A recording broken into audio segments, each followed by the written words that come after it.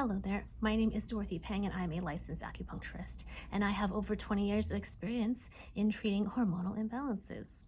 So traditionally, when I say hormonal imbalances, historically I've been talking about fertility enhancement.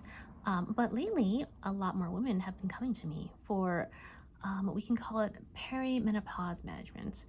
Now, perimenopause is a huge range of symptoms and a huge range of ages. Some women can start perimenopause in as early as age 30, which is a little bit surprising to a lot of people to hear. But it isn't uncommon. I will see symptoms of perimenopause in women as young as age 30.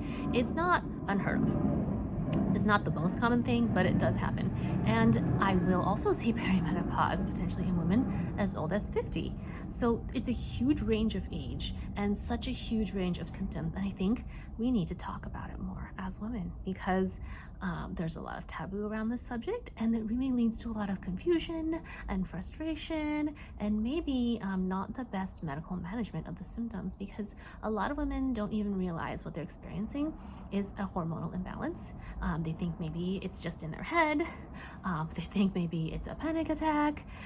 They think they're depressed, and they could have these things on their own or as a symptom of perimenopause. Perimenopause is not very well understood. I like to define it as when the women's hormones are starting to get unsteady. So just like when we start puberty, our hormones don't really know what to do.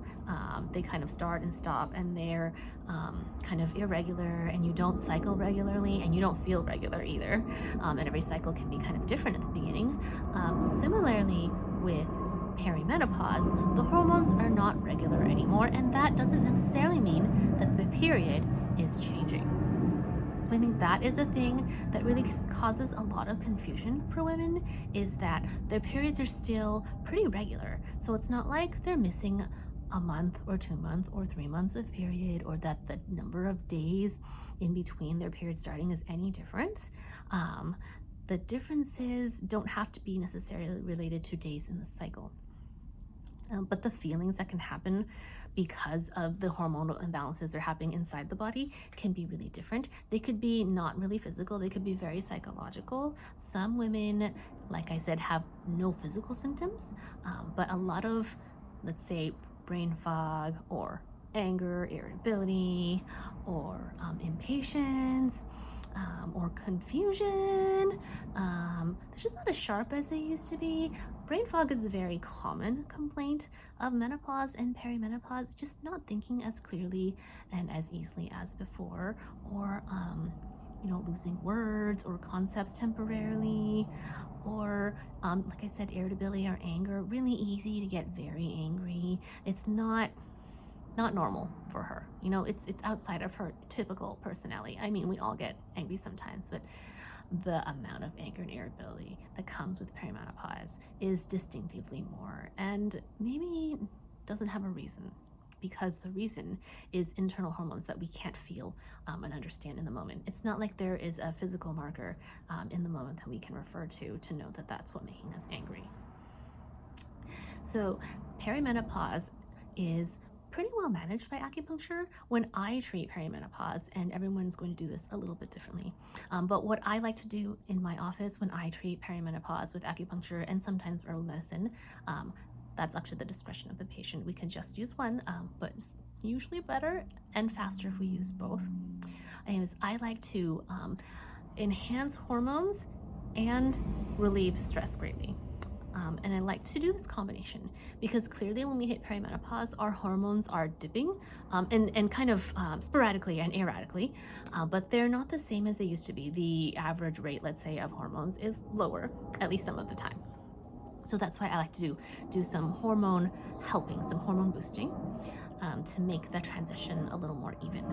But also I like to do a lot of stress management, and that would be because whether we psychologically know it or not, and whether or not we have physical symptoms that we're aware of, when our body's hormones are really unpredictable and just unpredictable, it's stressful to our body. So our body doesn't really know what to expect in any given moment.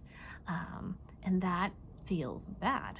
But we are not necessarily cognitively aware of what's happening. If our hormones all of a sudden crash, we don't get a sign per se. We just feel it inside, and that can manifest as anxiety or something like that, or discomfort.